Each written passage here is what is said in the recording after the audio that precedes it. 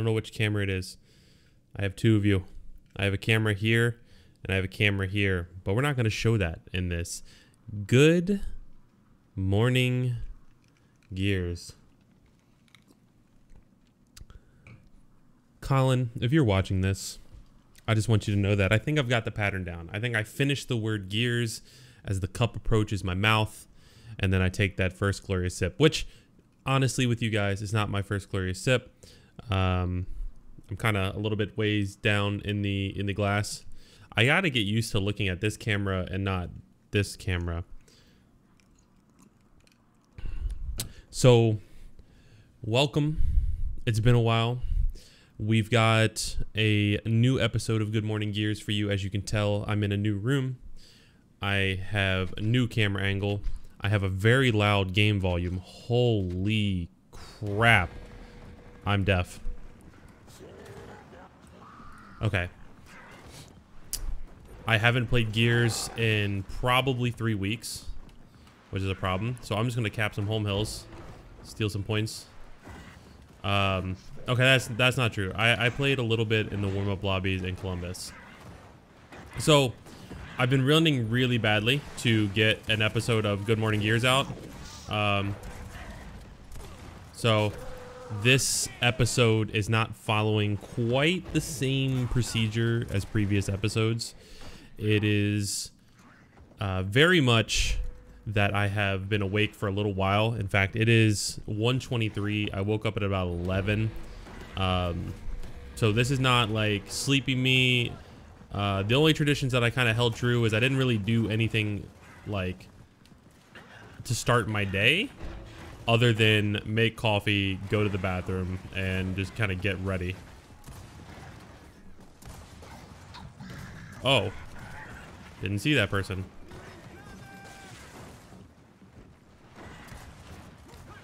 Ah, he got me. Oh, he's choking. He's choking. Damn. I love playing tryhard for the first game of the day in 2 weeks. So I've not showered. I haven't done anything like that. We're trying to keep most of the traditions alive for Good Morning Gears. For those of you who haven't been in the stream I've done in my new apartment, I streamed the entirety of Hitman 2's campaign. Amazing game, by the way. But yeah, I've moved since why did my shot come out so delayed?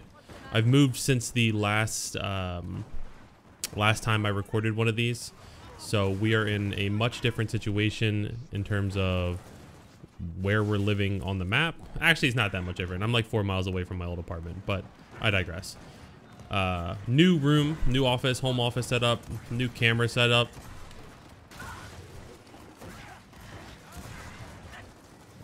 Sensitivity feels off.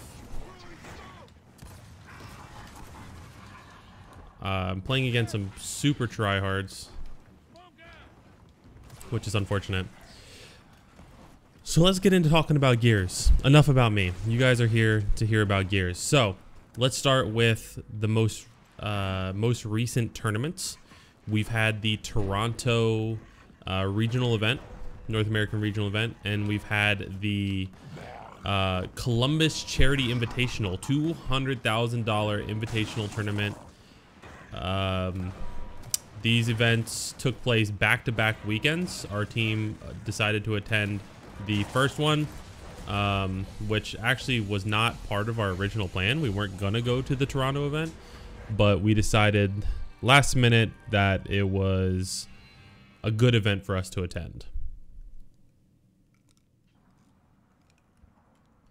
For those of you who noticed that I'm cutting out the in-between rounds. That way it saves time and the video doesn't seem too daunting. And there's not just periods of time where the screen is boring, basically. So the team attended to the Toronto, the Toronto regional event. I unfortunately was unable to go because I was in the process of moving apartments. So they were on their own. And they played phenomenally. They played out of their minds. They managed to win the entire event without dropping a single map, which was phenomenal. Unfortunately, Ghost, who I assumed would be one of our biggest competitions, was forced to play with their coach due to some issues getting identims there.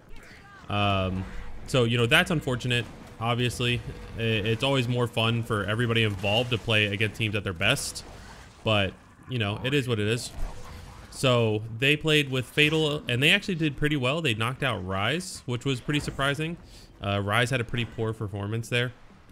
And the team, I don't remember what they were called, but they had like Firearm and Toady and Crushmo. That team, Heza, that team ended up doing really well. They took second. They even almost took a map off us. And that's where Explosive had his viral trash talk of put your bank account on it. So that was huge for the Gears community. Having every time that one of those kind of moments gets a little bit of recognition, it's really big for the Gears community. It shows like kind of what we're about and the energy that is at our events. And my gun didn't shoot. And gets people a chance to kind of experience like the passion and the energy behind it. So overall, I think it was a successful event. The guys seemed like they enjoyed it. And I was sad that I couldn't go, but it is what it is. I got myself successfully moved and ready for the next weekend, which was the Columbus Charity Invitational. So at that event, which was at this point about 2 weekends ago, it was the top 12 teams in the world, basically competing for a $100,000 prize pool and $100,000 of $100,000 prize pool of charity. So $200,000 total, part for part payout for the players, part payout for the charity that the team chose. We chose to work with the Breast Cancer Research Foundation because of Gilbert's family history with breast cancer and conquering it. So we felt like that was a good charity. Plus, you know, who doesn't want to, you know, save the tatas, as the bumper stickers and bracelets say.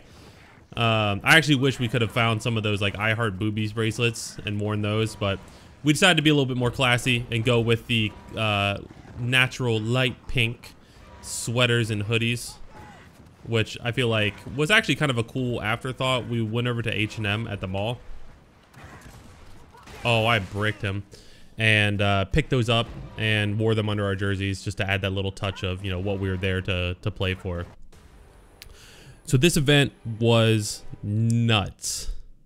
Absolutely nuts.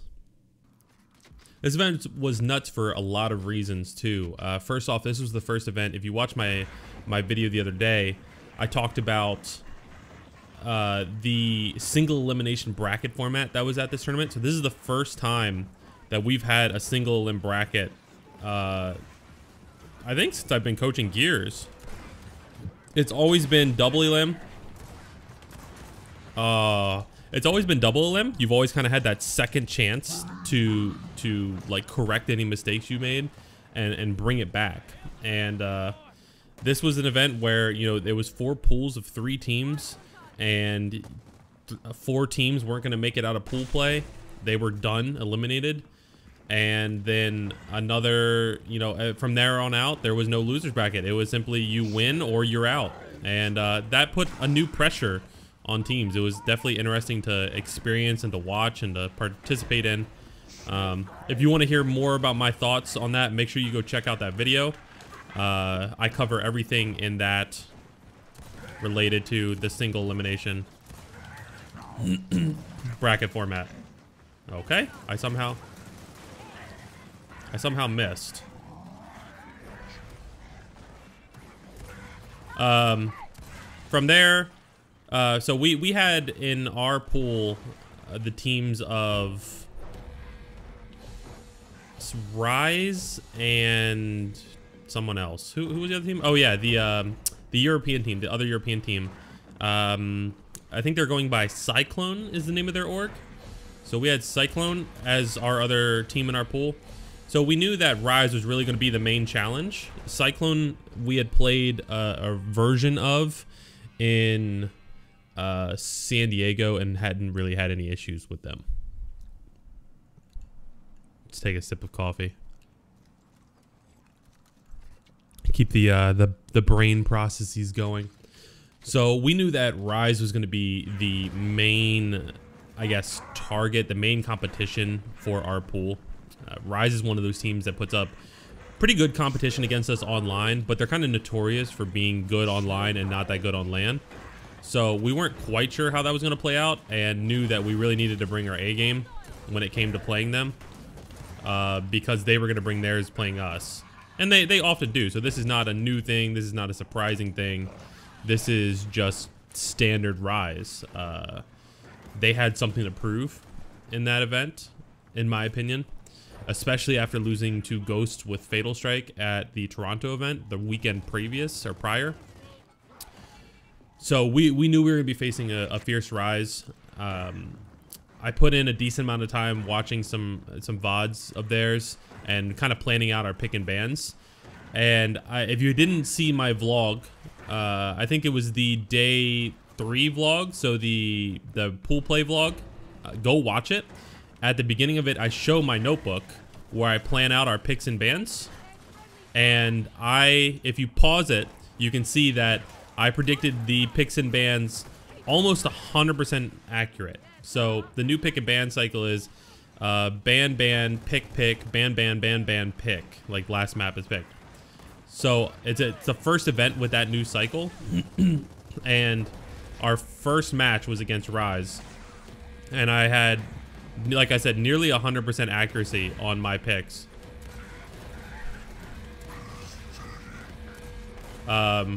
Which I was super happy with.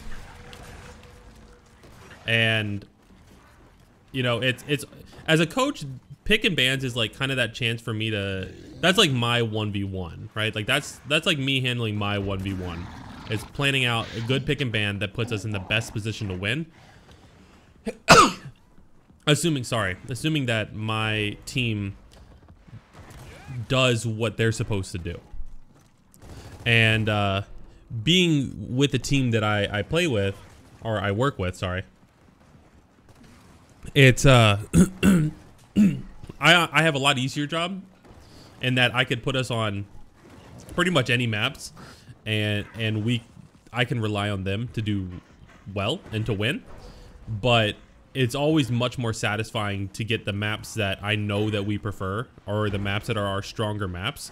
And it's always kind of astounding me that teams don't know how to do picks and bans well enough to prevent that. So either way, go look at that vlog, freeze it when I show my notebook, and then compare that to the actual maps that were played. And I can tell you guys that the only things were different were their ban. I thought that they use a certain map as their auto ban. They didn't ban that. They banned a different map. That was one of the maps I thought they were going to ban in the second rotation. So then it literally just switched the order of those two maps that they banned. They banned both of them, but they banned one first and not the other one. And that was really satisfying to see everything go out according to plan. So our match against Rise the first time was super easy. It was I was expecting more of a fight than what happened, but they showed up like the Rise that is normally at LAN events, just kind of flat and not really putting up the fight that they put up online, which was kind of, you know, it was a problem because they didn't, like, they need to be putting out that fight from the very beginning against a team like us where we're gonna have our way. Oh my. All right, I'm gonna focus for a second, make sure this guy dies. Okay. All right, now we go. So they came out surprisingly flat, and we capitalized on it. It was like 7-0, 7-2, or 7-0, 7-4, maybe something like that. And I think the 7-4 was, honestly, we should have won by more. Where's my teammate? But we choked a few rounds that we shouldn't have choked. So yeah, I think it was 7-0, 7-4, and it continued. The tournament continued in an interesting path where in the pool of death, which was pool D, that had reciprocity, it had space station, it had simplicity. Simplicity ended up 2-0ing space station off the rip. Or no, sorry, they 2-0'd reciprocity off the rip, and then they barely lost to space station, which like was a round 13 third map kind of loss, which was pretty shocking. and then they, so like realistically, Simplicity should have gone 2-0 in their pool, like realistically, but they just couldn't close out like there was 2 maps I think that they couldn't close out against Space Station, and then Reciprocity comes out swinging against Space Station and beats them 7-0 the first map on Dam, which is nuts, and then ends up winning the series 2-1 on a round 13, I believe. Sorry, I misspoke. It wasn't a 2-1, it was a 2-0 because Space Station needed to win 1 map to survive pool and advance, but they got 2-0'd by Reciprocity on a round 13, which means they got eliminated. Top 12, didn't make it out of pool play. Absolutely insane for a team that's pretty consistently top 4 and the #1 seed from Europe. So pool play started off interesting and it stayed that way. I'm alone in pit where there's a rocket launcher for some reason.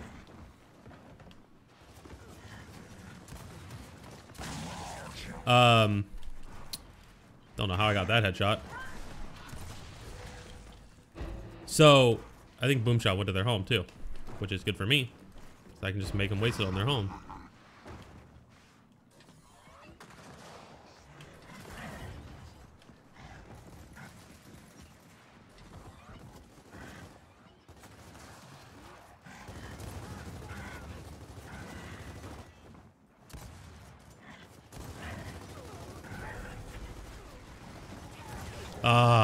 I really tried. I'm sorry, guys. I was focusing there, but my fingers are stiff. So, other than that, the pool's kind of played out how you would expect. Fury going 2-0 in their pool, Ghost going 2-0 in their pool. Nothing too surprising on the pool play front other than Pool D. Rise ended up beating Cyclone in our pool, so they came out in second. So kind of what you expected other than that Pool D, but that Pool D with a pool of death, so not terribly surprising, just not entirely what you would expect.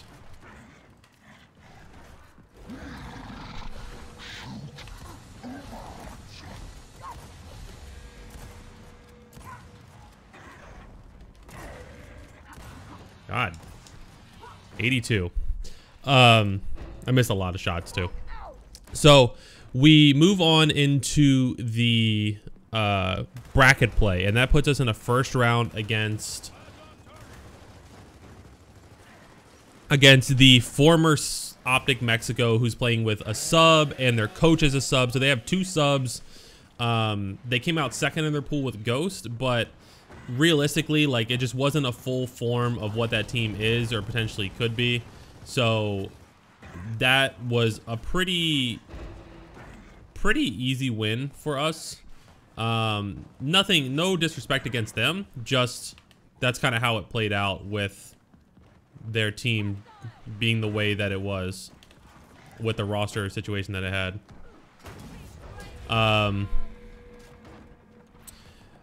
Move on from that, we then somehow end up playing Fire and Ice Latin America, so Choche's squad, which is actually the #1 seed out of Mexico, in the semifinals to send you to the grand finals of this tournament.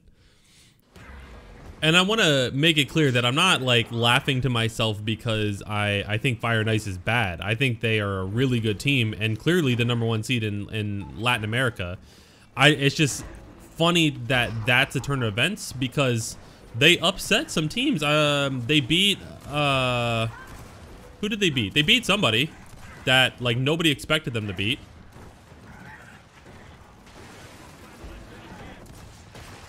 And it's just, you know, that kind of, every time there's an upset and you see just that fire come, I think they beat Simplicity. That was a team that they beat. A team that beat Reciprocity, a team that should have beat Space Station, and was looking really good, just came out and looked flat against Fire and Ice. And Fire and Ice was playing out of their minds and punishing everything that Simplicity did wrong.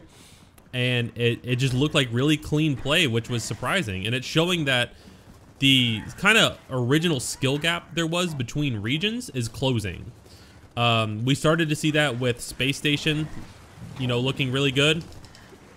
And now we're seeing it more with other teams doing more and more playing harder and harder from their regions.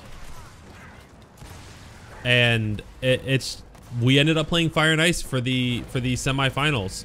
So we played Fire and Ice, and another reason why I kind of laughed is just it's surprising at that stage of the tournament. Like, I expected Fire and Ice to do well, but at that stage of the tournament, it just wasn't the team that I was expecting. Like, I was planning picks and bans for simplicity because I just expected them to win, like everybody did.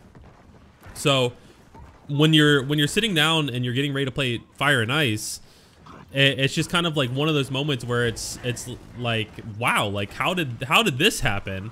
So we were excited. It was a different opponent. It was new faces, which always makes it interesting for us. Like, you know, like just a different form of competition, I guess. So we sat down to play Fire and Ice, and we did our picks and bans. We got the maps that we wanted, which was really good. And we played them pretty hard.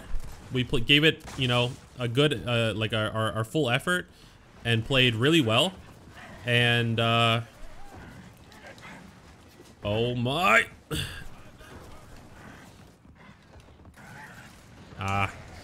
You know, Fire and Ice just fell a little short when it came up to matching against us. I don't remember what the map scores were, but I know it was a 2-0. And that put us in the grand finals. And on the other side of the bracket, we watched Rise, I believe it was Rise, beat both Ghost and get that kind of revenge, as well as they beat Fury, which was like a pretty surprising oh my, a pretty surprising turn of events, because Fury was looking pretty good, and I was fully expecting to play Fury in the grand finals, especially because a few weeks leading, like not a few weeks, but like the week between Toronto and the Charity Invitational, we were getting beat up by Fury and Scrims. So I fully expected to play them in the grand finals. So we end up facing Rise in the grand finals, and we're facing a Rise that looks hot. I mean, they're coming out with fire, they're coming out with intensity. Powers and Jerpy are playing well. Avexes is just destroying everybody he goes up against. And so, you know, we definitely have to take it seriously. So we do picks and bans again. I knew that they were going to switch up some things. For example, they picked Diner against us because we were getting beat up in Diner online. And I just knew that every team was going to try to pick Diner against us. So we were kind of mentally prepared for that. But Diner is also one of those maps where, like, the way people play it online won't work on LAN with the way LAN plays out. So we weren't worried about that map. We just knew that was going to be a map we picked. And the first time we played Rise, that was their pick, and we 7-0'd them on it. So I knew they were going to change that up. That they couldn't afford to make that their pick again. Why? Why are you all Lancering? And they did exactly that. So again, we got the exact 3 maps that we wanted. And actually, funny story, Colin came up to me and asked, hey Ashes, what are the maps going to be? Because in San Diego, when we played Ghost, I told him, like, without hesitation, what the 3 maps are going to be against Ghost. So in this tournament, he wanted to see if I could do it again. And I said, let me get my notebook. And I grabbed it and I said, maps are going to be this, this, and probably this. And sure enough, the 3 maps were those 3 maps. So Colin, if you're watching this, buddy, I'm sad you didn't talk about it on the flank, but you know, I have mastered the craft of pick and ban. So we go into that match. We're confident. We got the maps that we want. We come out really hot the first match, or first map rather, and beat them 7-1, I believe. Second map, we came out really flat. We actually went down 6-4, and it was our map Foundation. So like a map that we're notorious for being really, really good and consistent on. And we weren't playing that way. We were playing, like, every time we lose, we play a certain, oh my. Every time we lose, we play a certain way, and it's just very off our game, very disorganized. Everyone trying to make solo plays and not in unison. And we had to snap out of that groove, and Billy made a clutch play to save us on a round 12. I believe it was round 12 when we were down, or sorry, round 11. And from there, we just kind of kicked it up. We started playing together, and we made the comeback that we needed to from a 6-4 deficit to bring that one back and finish the entire tournament without losing a map. So 2 tournaments, 2 LAN events back to back, albeit both are smaller events in terms of number of teams. 2 events back to back without dropping a map. So we were pretty proud about that and that kind of accomplishment. Oh my, I just saved us. I mean, we might still lose this round, but so overall, really interesting event. Again, if you want to hear my thoughts about single elimination and the pressure that put on teams and why that could or couldn't work for Gears, make sure you go check out that video. And if you want to see the behind the scenes from the Columbus Charity Invitational, go check out my vlogs. A lot of funny, entertaining, and just interesting stuff in those. So for sake of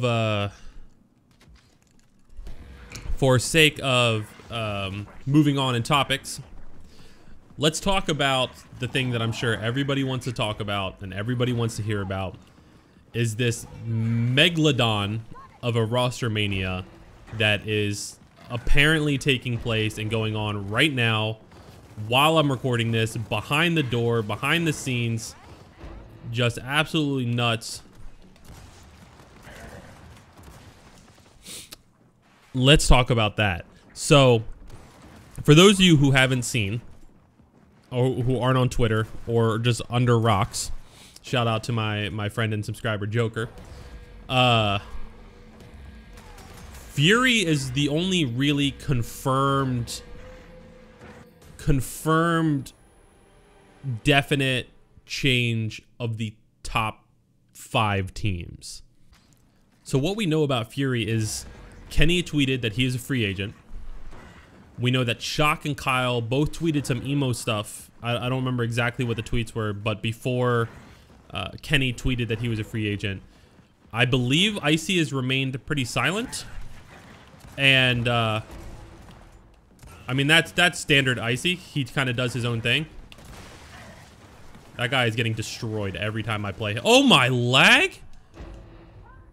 What the hell was that? All right. Cool. So we know that Fury more than likely is no more. I don't know if Fran has said anything. We know that Demo also tweeted that he is no longer coaching. He's going to come back to competing, which is opening the door for a lot of potential memes about his, I guess, lack of dedication to staying retired. But nonetheless, that is what his prerogative is.